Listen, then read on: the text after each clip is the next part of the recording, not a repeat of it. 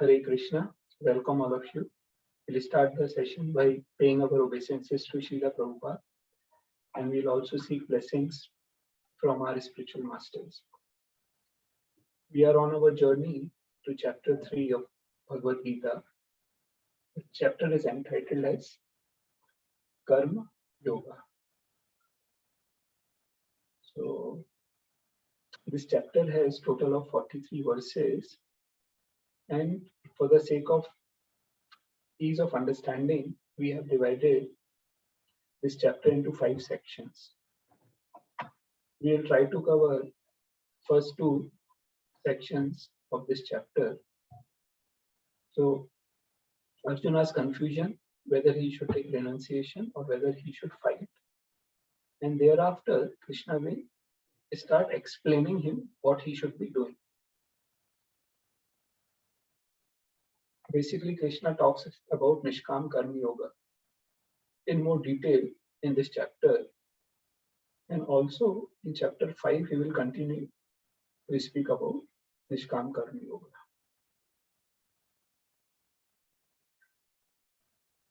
So this chapter and this question basically of Arjuna, the first 2 verses are questions of Arjuna saying that he is confused of what Krishna is telling him to do, whether he should be fighting or he should renounce and go to the forest.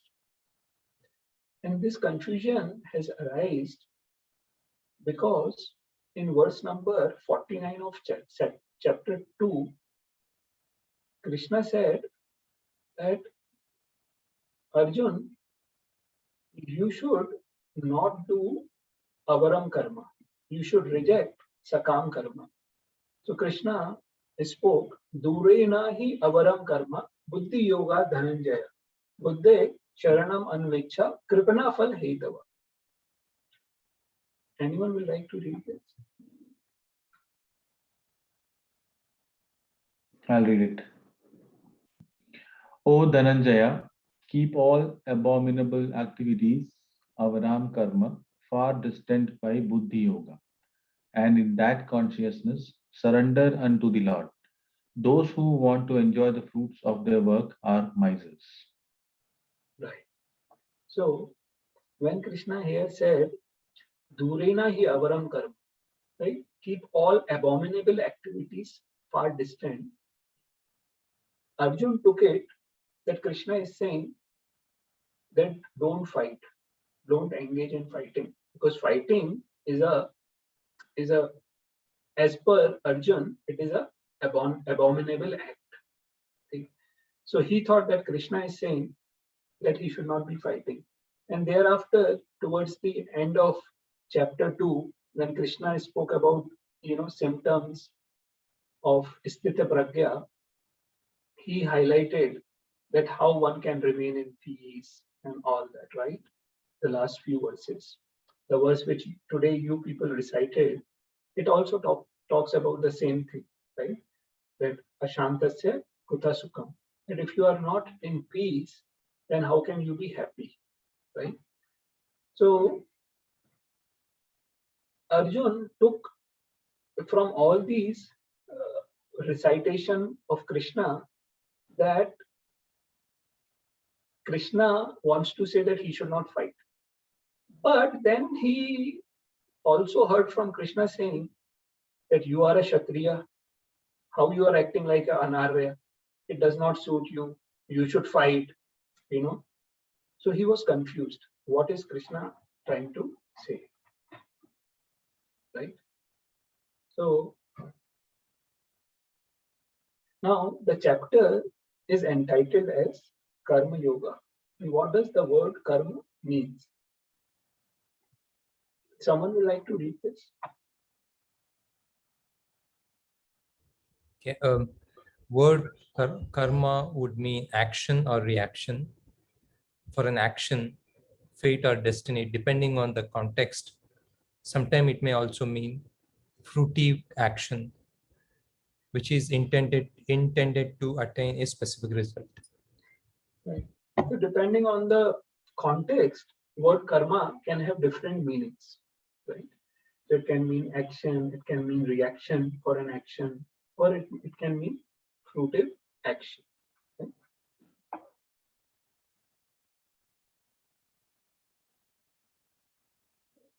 Now, I will just take you through the flow. Basically, how the contextually, how does it flow? The third chapter. So it starts with Arjuna asking questions, what he should be doing, and then Krishna explains him.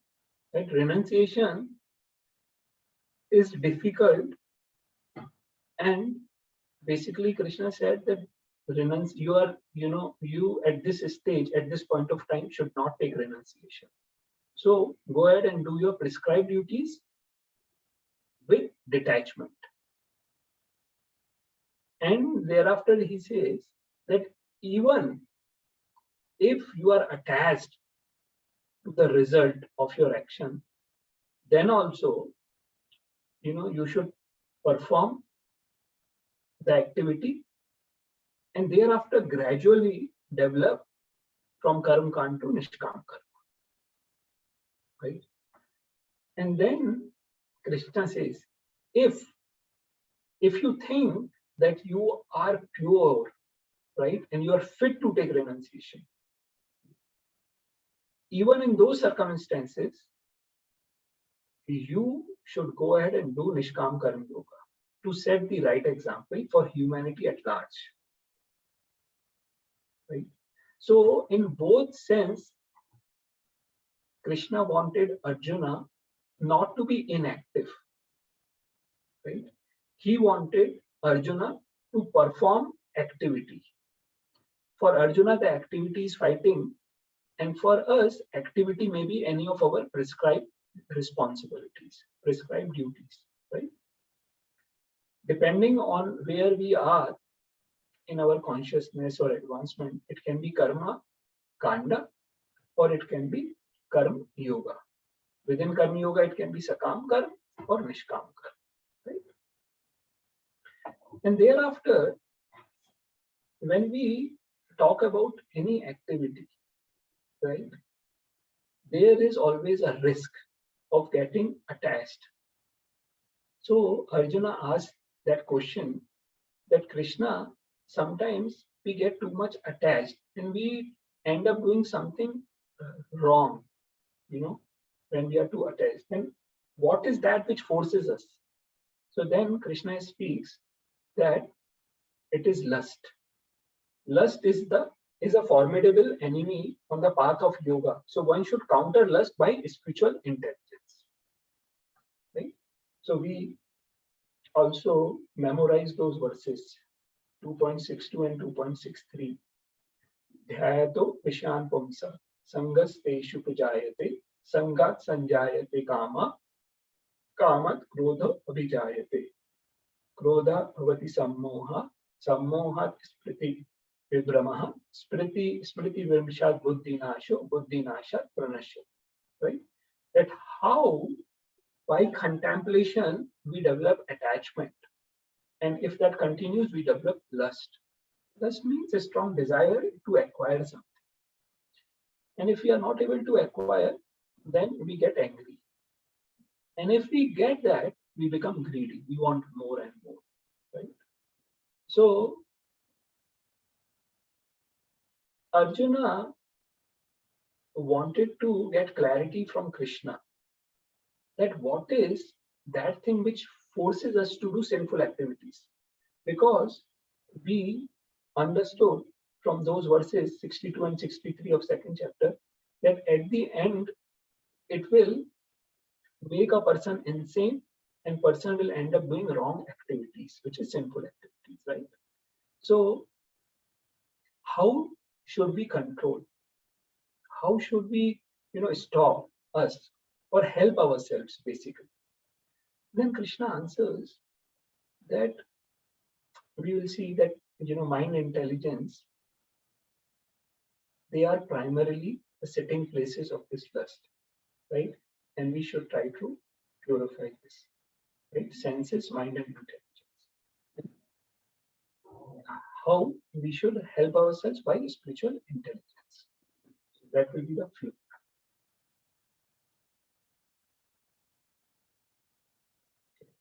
So the first section has two verses: Arjuna's confusion, renunciation or action.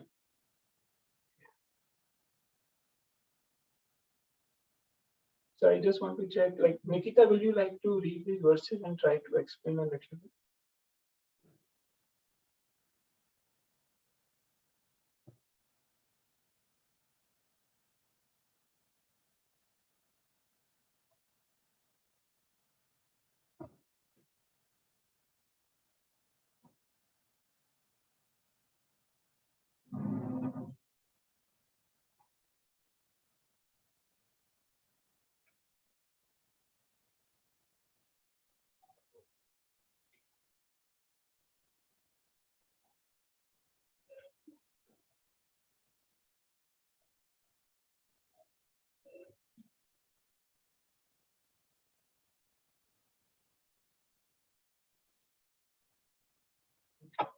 So I'll read this.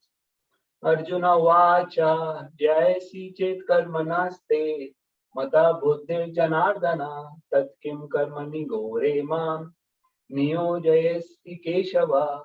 Arjuna said, O Janardana, O Keshava, why do you want to engage me in this ghastly warfare if you think that intelligence is better than fruitive work? So here Arjuna is asking this question by referring to Krishna as Janardana and Keshava. But why do you want to engage me in this ghastly warfare? Right? If you think that intelligence is better than fruitive work, right? Now, where from this question has come? We discussed in brief that this has come from the 49th verse, where Krishna said, don't engage yourself in avaram karma, right? And rather, in 2.39, Krishna also highlighted that till now, I have explained you how you can understand the Sankhya with help of knowledge. But moving forward, I will explain you how you can utilize your intelligence, buddhi, in performing an activity. And if you act with intelligence, then you will not be bound, right? So, and thereafter, he explained about fixed intelligence and, about some characteristic of its sthit pragya, right? And about peace, how to attain peace and happiness and all that. So Krishna, because of these words of Krishna, Arjuna became confused. What should I be doing? It created confusion in Arjuna's mind. Right? So now names of Krishna. What is so special about these names of Krishna? Because Arjuna called Krishna with two specific names, which is Janardana and Keshava. One who is object of entreaty for those desiring their ultimate benefit. Right? And Supreme Lord Krishna, who is source and controller of both Brahma and Shiva. Brahma is referred Ka and Shiva is Isha. Now this explanation has been given by Baldev Vidyabhushan and Vishwanath Chakravarti Thakur. So Arjuna was trying to say that Krishna, you are controller, you are well-wisher of everyone. Why don't you please tell me what should I be doing clear? I am confused. Sumit if you can explain that meaning of Ka and Isa for Lord Brahma and Shiva. Right. So the word Keshava basically means that he is the source and controller. Krishna, who is the controller and source of Brahma and Shiva. Like Shiva is also referred as Isha, right? And Brahma is also called from the word kha. These are some Sanskrit terminologies. I don't know it in great detail and depth, but they are the reference words for Brahmaji and Shiva, Ka and Isha. Okay. So Arjuna was confused. He asked, "What should I do?" And then in the second verse, he said that I am bewildered by your equivocal instructions. Therefore, please tell me decisively what should I do.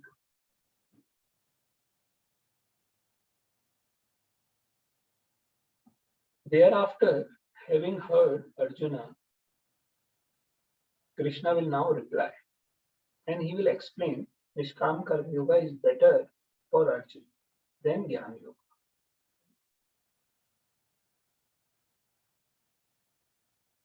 Shri Bhagavan Vacha Lokesmin Dvida Nishta Pura Prokta Maya Naga Jnana Yogena Sankhyanam Karma Yogena Yoginam.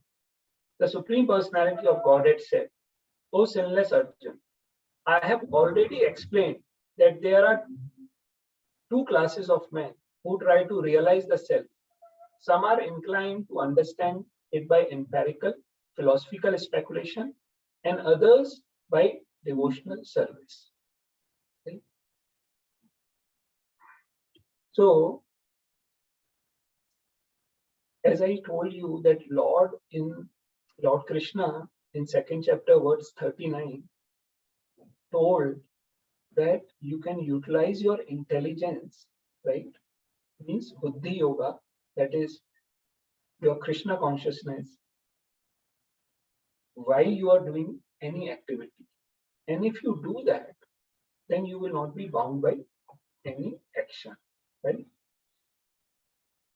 And the same principle,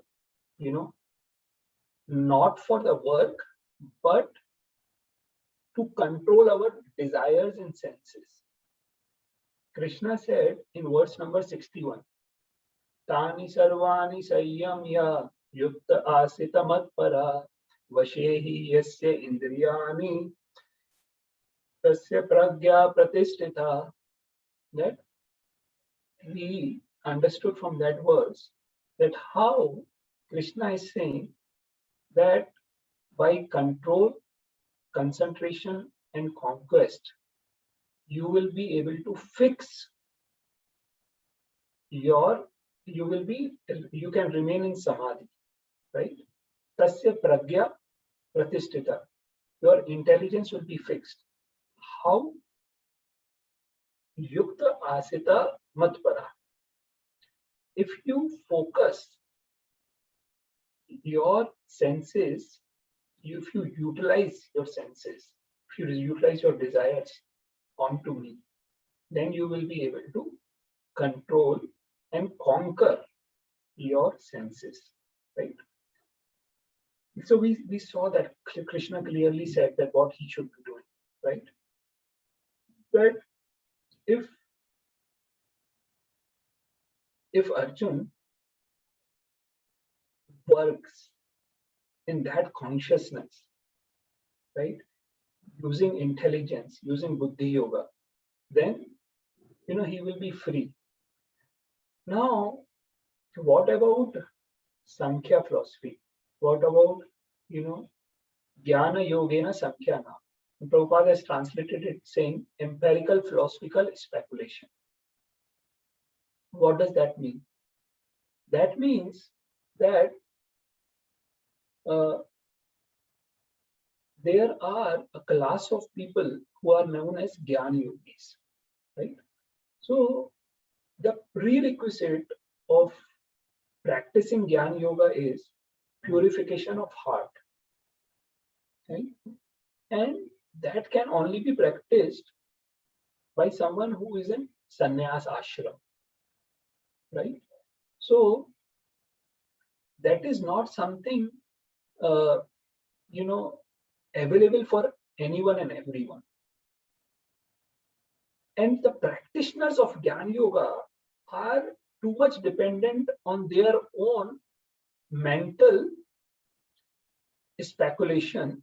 In a sense, they will try to scrutinize and try to understand different branches of Vedas on their own. And therefore, their advancement is difficult. It is not that it is impossible, but it is difficult. And it takes long time. Why does it take long time? Krishna himself says, Bahunam Janmanam Ante Jnanvan Mam Prapadyate. Vasudeva Sarvamiti Sa Mahatma Sudharalava. It's many lifetimes for that person who is trying to understand Krishna with his own intelligence, on his own, without following the Guru Parampara in the Vaishnav line. Which is why Krishna is trying to advocate about activity in Krishna consciousness, in Buddhi Yoga, which is Bhakti Yoga, where Krishna is putting himself in the center. You do activity for me, is what Krishna is basically trying to say. Although he has not yet, so far he has not yet explicitly mentioned about doing activity for him, but he intends to say that, right? And the advancement is easy. We have seen many examples, right? We shared with you that how, our Valmiki ji, he was a dacoit. But by chanting the names of Ram, his heart was purified.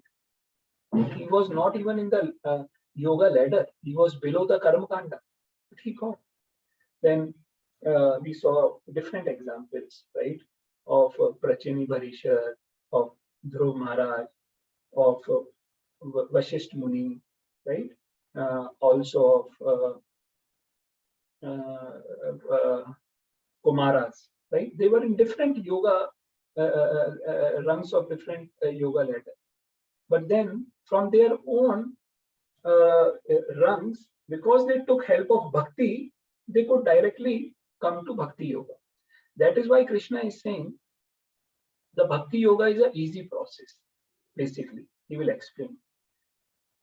But when it comes to karma yoga per se, independent of bhakti yoga, karma yoga and jnana yoga, they are somehow interdependent on each other. Jnana yogena sankhyanam and karma yogena yogina. If you take them independent of bhakti yoga, they are somehow interdependent. Why? Jnana yoga is dependent on basically the analysis of matter and spirit, right? The basic knowledge of Jnana yoga helps a karma yogi to work with detachment. Why? Because he has clarity that he is not this body, he is the soul. And if someone works, does action, having that basic understanding, it helps a Nishkam Karma Yogi. Right? Now, when it comes to a Jnana Yogi, when a Jnana Yogi, how is Jnana Yogi dependent on Karma Yogi? Because again, Jnana Yogi, if he has the basic Jnana, right? But if he performs activity, right, that helps him to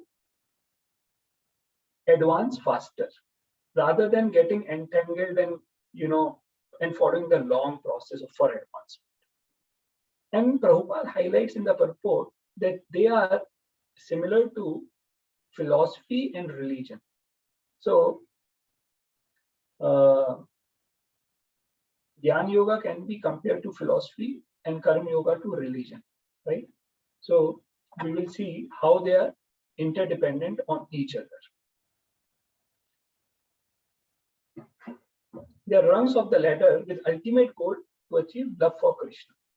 The philosophers, that is the Jnana Yogis, who are sincerely searching after the absolute truth, come in the end to Krishna consciousness. Come in the end, right? Long process. But they come if they are sincere, right? Religion without philosophy is sentiment or sometimes fanatism, while philosophy without religion is mental speculation. Now we will explain you this in more detail in the following slides, that what does it mean? Religion without philosophy is sentiment or sometimes fanatism, while philosophy without religion is mental speculation.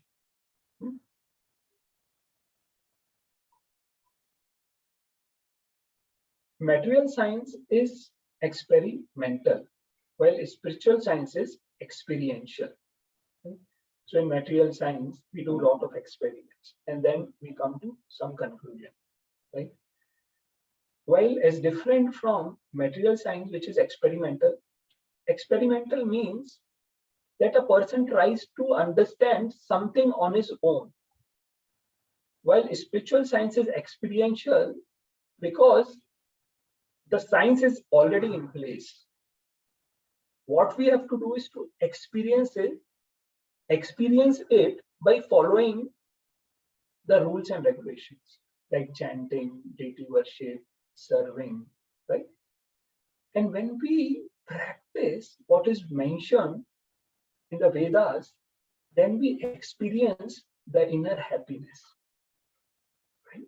So that is the difference between the two. Now, with both philosophy and religion, spirituality becomes higher transformational science, right? Now, what is philosophy and religion, and why is it is said that philosophy without religion is mental speculation and religion without philosophy is sentimentalism? So you might have seen many people around us who would say that, who would do many things, but they don't know what is the philosophy behind them, right? They are doing it because it is their family tradition, right? And they don't want to stop that also because they are afraid. They think if they will not do it, they will incur sin, right? It is just an emotion. It is just a fear which drives them to do something. And most of the time, it may be counterproductive. Because, for example, if you take medicines without the prescription or advice or consultation of a doctor, the medicine can show its adverse effects, right, on a patient. Because we don't know, a lay person doesn't know how to take the medicine. Similarly, when we do some type of religiosity without having clear understanding, it may be counterproductive, right?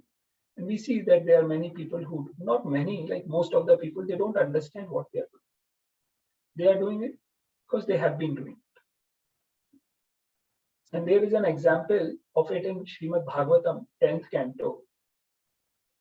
Before Govardhan Puja, Nand Maharaj, under leadership of Nand Maharaj, the Brajvasis were preparing to worship Indra, right? Because Indra provides them water, and the Brajvasis they are dependent on cows and farming, right? So for both cows and farming, water is very important. So they would worship Indra.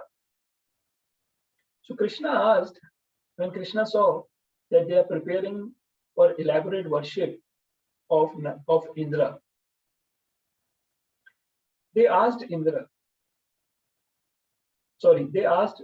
Krishna asked Nand Maharaj that, why are you doing this? So Nand Maharaj said, we are doing to worship Indra, and because of this reason. Then Krishna said, is it written somewhere in the scriptures, or you are doing it because your family has been doing it? So Nand Maharaj said, no, we are doing it because it has been our family tradition. So Krishna said that you should not be doing this. This is incorrect. Instead of worshipping Indra, better you worship Girirajji. Govardhan. And Krishna was able to convince them, right?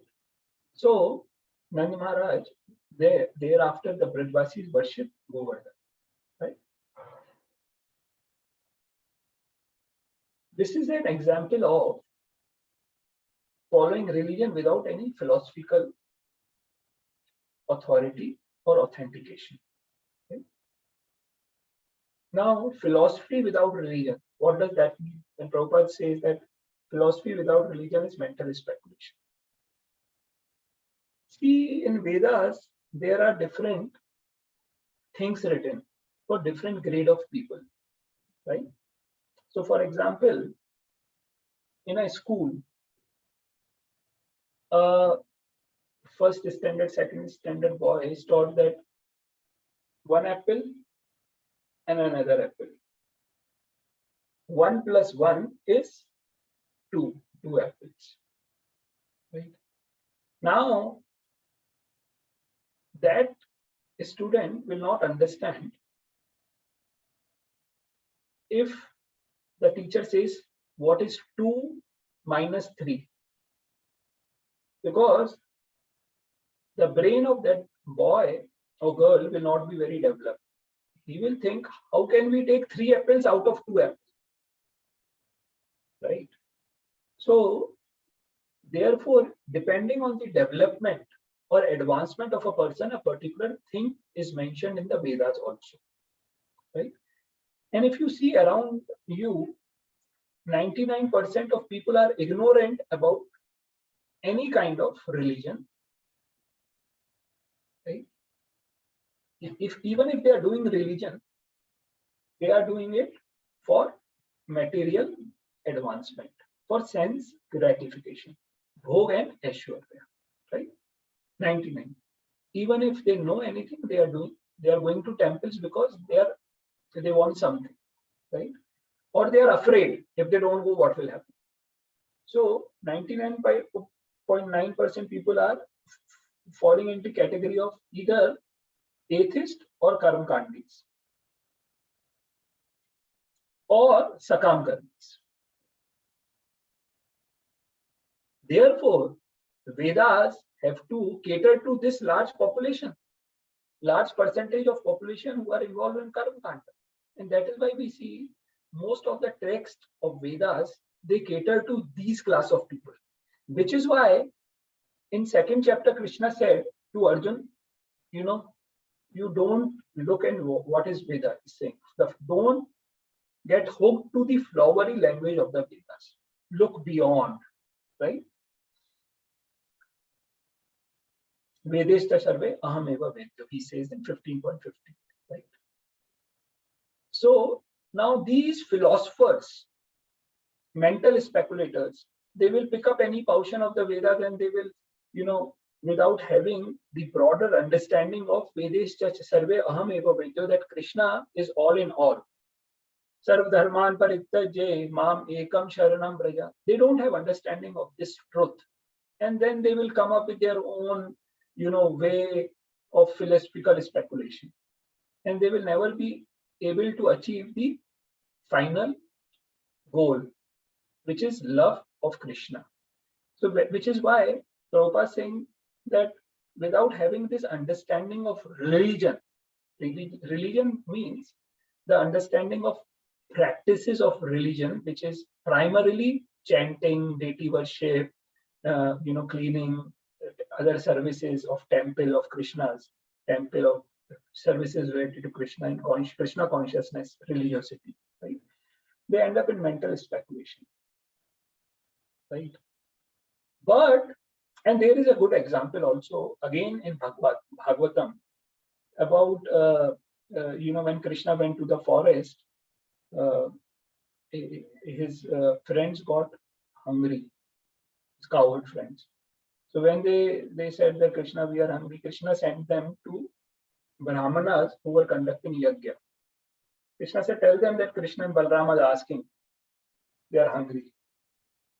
So the cowherd boys went there and they told that Krishna Balrama have come, they are asking for some bhoga. They said we are conducting yajna, and still we have not offered the ingredients to yajna, so we will not give anything to Krishna. So Yagyapati is standing there, and these Brahmanas are busy with their rituals because they don't know the essence. They don't have full clarity. So they are known as mental speculators. Then when these boys came back to Krishna and Balaram and told them that they are not giving, then Krishna said, go to their wives. They will give. So wives, when the coward boys went to Brahmana's wife, wives not only gave everything, but they themselves came to Krishna and Balaram and they fed them. And they said, now we are not going to go back. We have left our family. Because family people are more busy in the rituals. They don't understand, the essence of spirituality, right? So that is a great example that Yagyapati is standing there and these fools were busy in offering to, busy in their rituals, right? Not understanding what is the aim of all these things. But if we have both philosophy and religion, then spirituality becomes higher transformational science. And why does it become higher transformational science? Higher as it deals with things beyond material world, right? Because spirituality deals with soul, consciousness, Ishvara, right? Spiritual world. And all these things are, above and beyond the material world, right? And why is it transformational? As it involves inner transformation of heart. And then we experience the higher reality. We experience the peace. We experience the happiness. Okay? So is this thing clear to all of you? Any questions so far? Okay. So now I will go and explain you that how and what is the relationship of religion and philosophy with spirituality and the relationship of theory and experiment with science. Okay. So science basically depends on two things, theory and experiment, right? Now what is theory? Theory is that they are trying to come up with an explanation of an observation, right? They observe something, then they will try to explain it.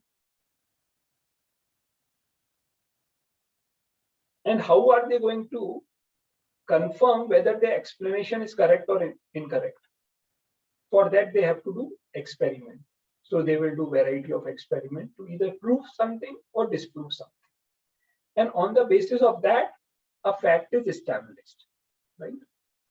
And we see that the fact which is established in science, it keeps changing because everything of this material science, it is dependent on these senses. The senses in themselves are not perfect, not absolute. They have their own limitations, which is why we call advancement of science, right? They will refute one fact which was established 5 years back and they will replace that with a new fact. It is happening. Even the number of planets, names of the planets, I see they change, right? So today they may be thinking they have gone to Mars. Maybe after 50, 60 years, they will say, no, actually that was not Mars, that was something else. So we don't know. On the contrary, spirituality is dependent on what? It is dependent on philosophy, right? What is philosophy? Philosophy is the facts which are written in the Vedas. Philosophy talks, for example, that we are not this body, we are soul. Right? Now, if we are soul, if philosophy is saying, we also experience that we always want to be happy. We don't never want to die, right? We want to do this thing. We want to gain knowledge, right? Because that is the inherent nature of the soul. And we see also, right? And when we try to practice some of the religion things, religious things like chanting, taking prasadam, reading scriptures, right? We see that we feel happy, we feel peaceful, right? And we see that we are advancing in spiritual life, and we are getting detached to the material things, right? So that is very important for us to understand this relationship, right? This experiential thing which is in spirituality, right? So that is very important for us to understand. Now, these are some terminologies. Will someone like to read this? Yeah, I can Spiritual read it. science. Yeah, Prashad, you can go ahead. Yeah, spiritual science, philosophy and religion. Spiritual science, university applicable everywhere across globe. People are practicing. Philosophy, study scriptures. Religion, chanting, deities, worshipping, services. Sentimentalism, some benefit but no conviction. Go to temple and feel peace, but if no philosophical understanding, as if they go to movie. They can feel good. Anything lasting on just feeling will not last long. Fanatism. Only my way is correct. Speculation. Anyone can come up with any theory. No way of evaluating and confirming. Religion brings out the transformation. Right.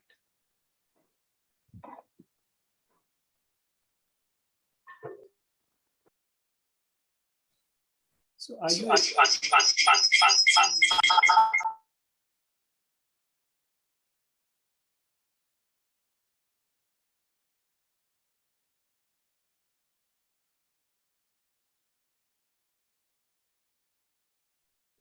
you able to hear me clearly? Yes, Yeah, now we can. Yeah. So does anyone has any question from this? A lot of terms, Sumitji. I guess we need to think over it, connect it. Yeah. So let me give you a few examples so that you can relate. As I explained, like what does philosophy? What does the sentimentalism means? People, they try to do something without understanding the philosophy, right? And here we have explained that someone going to temple, why they are going to temple? Because they have this belief that whoever it is, first thing is um, all the deities will be there, and they think everyone is God. They don't have any understanding of who is what, right? Uh, uh, and they will just go, and they'll go there for demanding something material, so that they are happy and all. And if they can get the same happiness from some other thing, then they will maybe stop going to temple. What happened, I tell you. In Russia, the USSR was previously a communist country. And you know what they used to do, the communists? People will go to church asking for bread. And when people come out of church, the communists will ask them, did you get your bread? They will say no. And then they will say, we will give the bread. So the communist will give them the bread. And so that is how they basically made everyone atheist there. So as long as people are just busy for their material advancement, that is what they need. Nothing more than that. So if they are getting the same thing from some other source, they will stop going to temple. Sometimes the other example of fanatism is what we are seeing now in Afghanistan. That is the extreme that, that is fanatism. Only my way is correct. No other way is correct. That is fanatism. They have a strong mindset. What I am doing is correct. They will not listen to anyone else. They will insult anyone. They will kill anyone. They will go to any extent, right? Which is what we are seeing here. Speculation means, we discussed it, like they will come up with their own philosophy, and there is no way to get confirmed, and they'll come up with their own mindset that this is the conclusion of Vedas, right? Without respecting the parampara system. While Krishna has clearly said evam parampara praptam in 4.2 Bhagavad Gita, right? And also in Padma Puran, it is mentioned that there are 4 authorized Vaishnava Sampradaya, right? And you can only understand the truth by following those Vaishnava Sampradayas, right? So they don't follow them. They don't follow the instructions of Krishna. They will be whimsical in their approach, basically. So Dipesh, is this little better? Yes, because I think, as you said earlier, in most people, these will be interconnected. Like a person going to temple may also be speculating, and fanaticism is there. Yes. So, yeah. They are, in a way, in some or the other way, they are interrelated. Yes. Very true. Yes.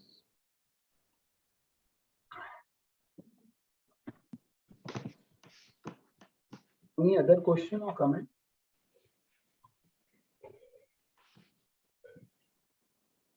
One question, Sumitji, like, so if we are on the path of Krishna consciousness, doesn't these terms or these things not applicable in that? No, why? We will have our doubts, right? We will all have sentimentalism. Yeah. All these things will be applicable. For example, spiritual science. So we are all following spiritual science, right? Right. Krishna says in 10th chapter that of all the science, of all the knowledge, the spiritual knowledge is the topmost, right? So we are following spiritual philosophy. We have sound philosophy from Srimad Bhagavad Gita, Srimad Bhagavatam, Upanishad, right? We follow. Religious practices are there, like we do chanting, deity worship. Sentimentalism is a negative thing. So if you don't have philosophy, clear philosophy, then you may be doing something whimsically. So we don't do anything whimsically, right? What on the contrary we have a well-established factual love for Krishna, which is supported by Vedic injunction. But I tell you, sometimes what happens that people now, if you see Radha Krishna, they are worshipped in temples. And when we talk about love, our love for Radha Krishna, it is a love, can be as a friend, it can be a parental love, it can be a servile love, like Hanumanji used to love Ram Bhagwan, or it can be a conjugal love, like Srimati Radharani or Rukmani Devi, right? So devotees, they are also advised to love Krishna, and then their eternal relationship, whatever it is, it will be revealed, right? But it cannot be something fanatical, right? You try to think that I have this relationship and I will worship Krishna in this way. That is not encouraged, and that is against the injunctions of spiritual science. So if you see, although it is a love, but Radha Krishna in the temple, they are worshipped with awe and reverence.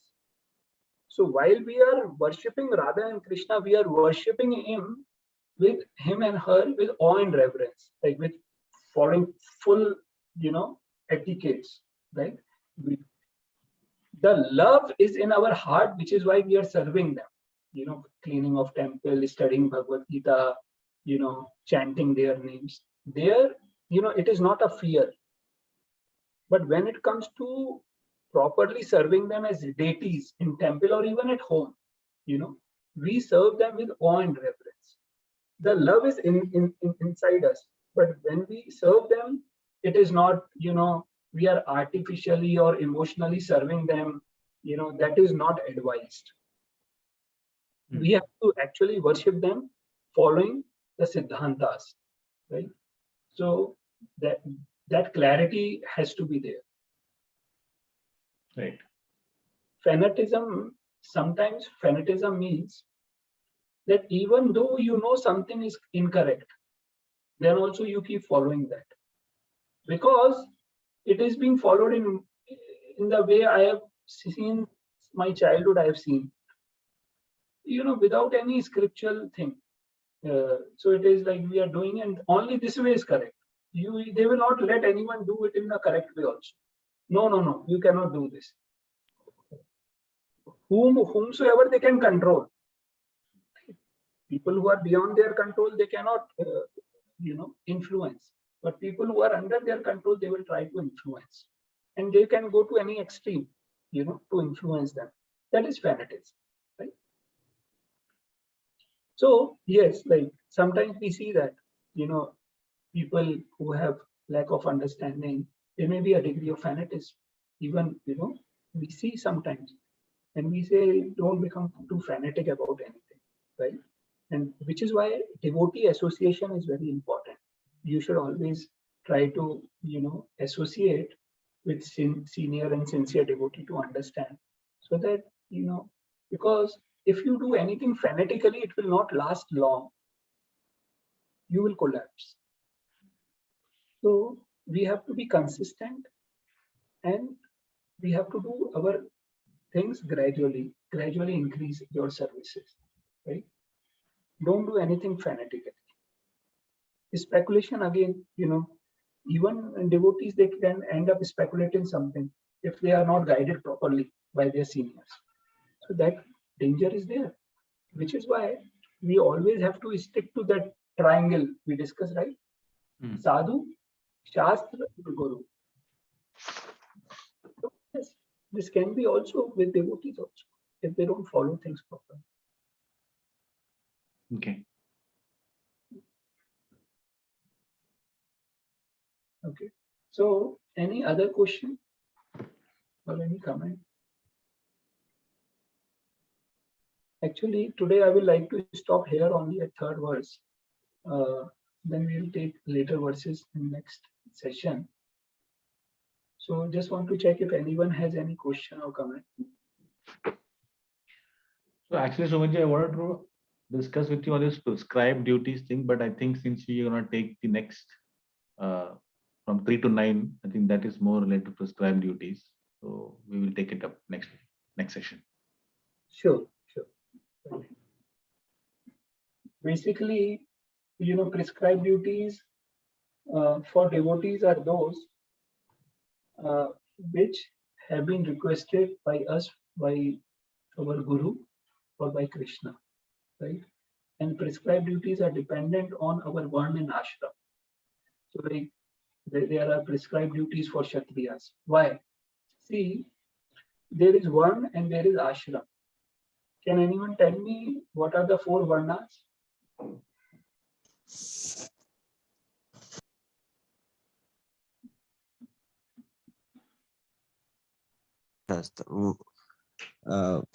ब्रह्मचारी, वानप्रस्थ, संन्यासा, and grahastha. These are ashrams, right? Yeah. What four varnas? What are the four varnas?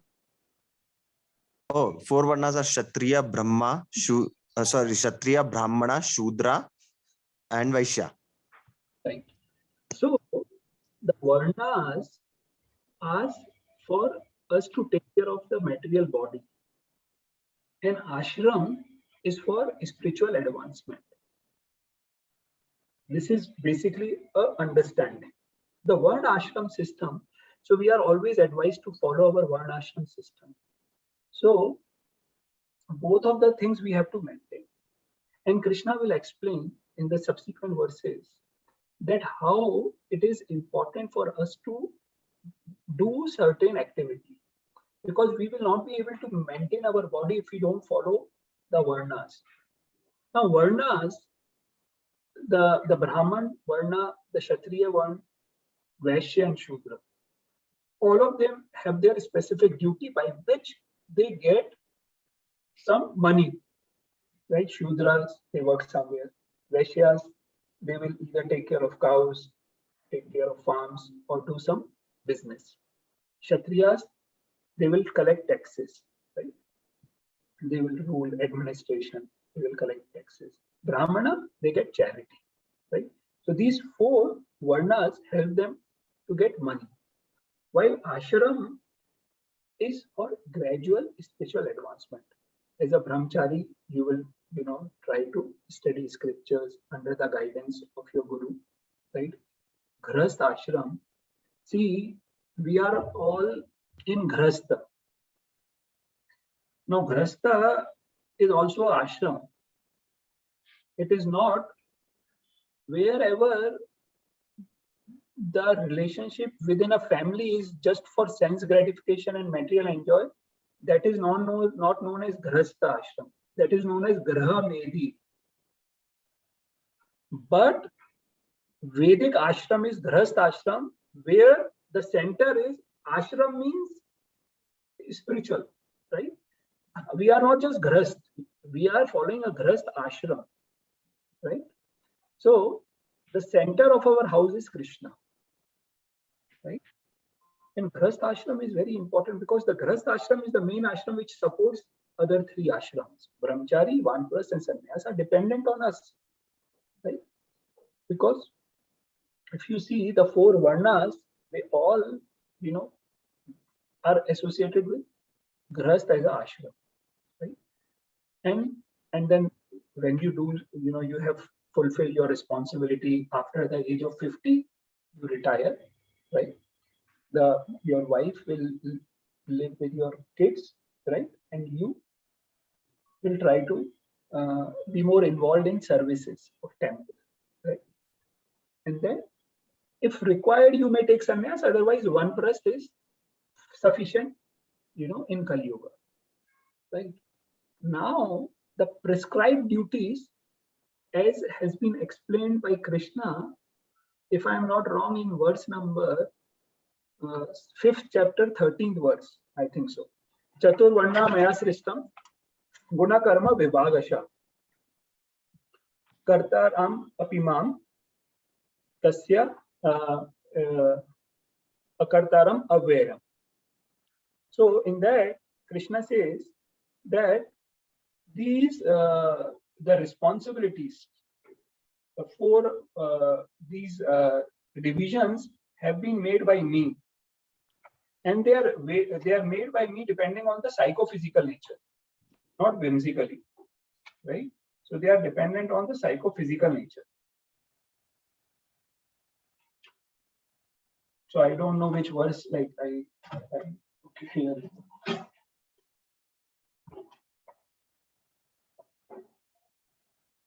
So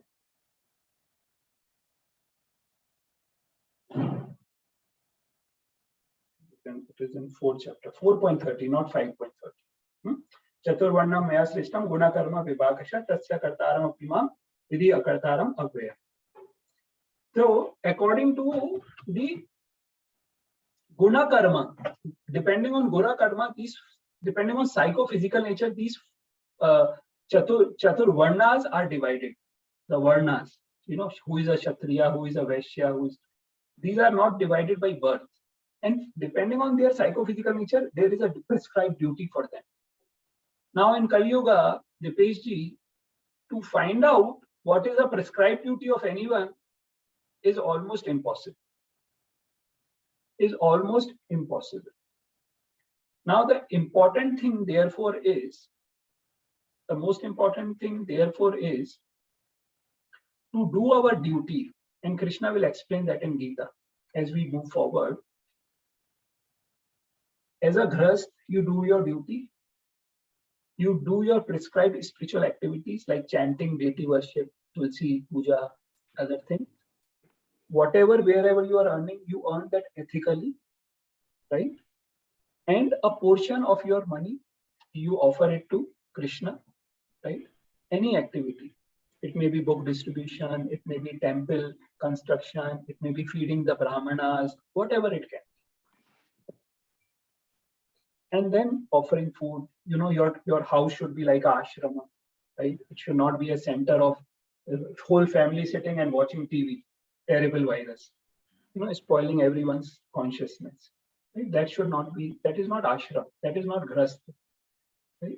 So that is where all those things are important.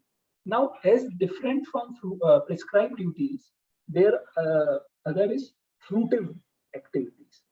Fruitive activities, we are just doing any work for our sense enjoyment. That is the difference. So the whole difference is of our consciousness, whether we are doing something for pleasure of Krishna or we are doing for our own sense gratification. Okay. But just one question, like, for example, like now we know, right, this pandemic, many people have had some hardship, many businesses have been affected. Now, situation has to be improved. People has to think about it. People has to take actions about it. Is that a prescribed duty or is that a want to improve a situation? Can you please repeat it again? I'm sorry. Yeah, so I was telling, let's say a business, if you're in a business, that business is not working properly because of the current situation, right? Now, prescribed duty means this is we have to sustain, but to improve or move or change, is that a prescribed duty because situation has demanded that? Yes, why not? See, please try to understand. It is sometimes that is misunderstood. That now because we are devotees, we should not take care of our health, we should not take care of our business, we should not take care of our job, right? Or yes, why not? You have to expand, because more you expand, more you will be exemplary. See, please try to understand, Dipesh. It all depends on our consciousness. Why? More you expand, more you will be able to serve Krishna. You will become a bigger example. He is such a nice devotee. At the same time, he is able to manage his business and he's serving so many people, like in spiritual life. See, charity is different from spirituality, right? So as it is a personal thing. Nothing in spiritual life can be generalized. For some other person, he is living in so much anxiety, wanted to just not grow, even to sustain, working like donkeys, day and night, having so much of sleepless nights, that's totally different, So it depends on the person and what the person is going through, what is his mindset, what is his consciousness, A particular job may not be good for a particular person. So what should we do? The main focus is, how can I improve my spiritual life? Some people, for them, expanding business, changing jobs, it is seamless. Like for them, it's natural, and it hardly impacts their spiritual life. And they are doing something to improve something. Right.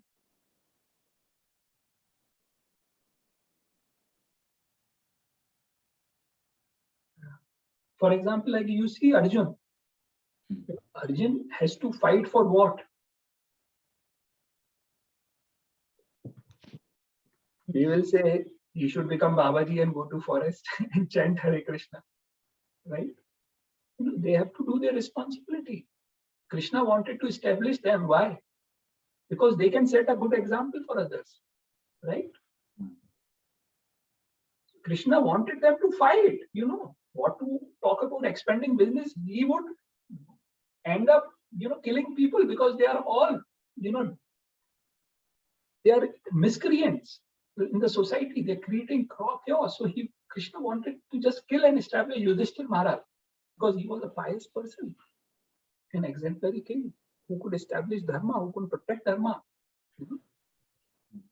But that action of improving or finding a higher position or will include anxiety. That's where detachment comes. See, sometimes some things come by default. In the course of time, you will get more money, you will get promotion, and you never wanted this, but it came to you, right? And if you are not anxious and you are not after it and you got it, then you should just take it. Because Krishna has planned that, you should get more money and you can utilize that money in services. Suji, your voice is breaking. I don't know if it's my side.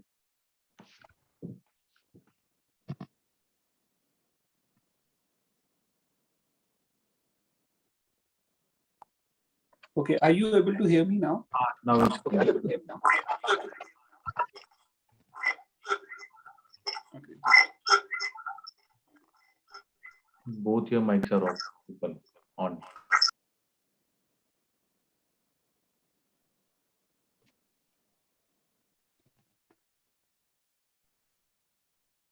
Now we cannot hear you, Sumitji.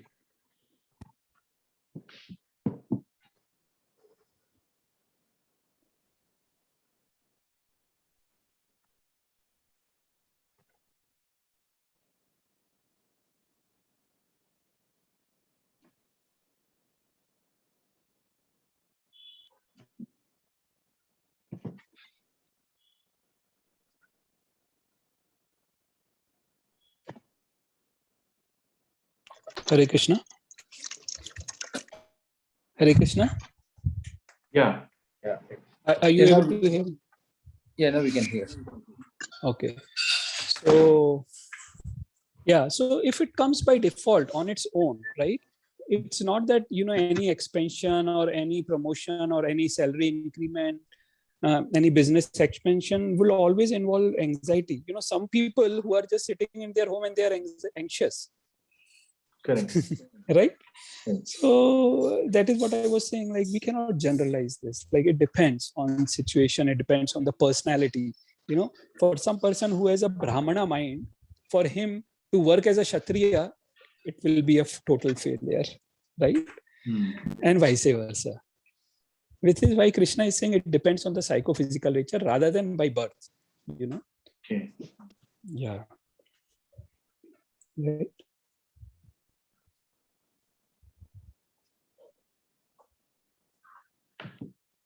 Right. Thanks, Sumit. Any other question or comment?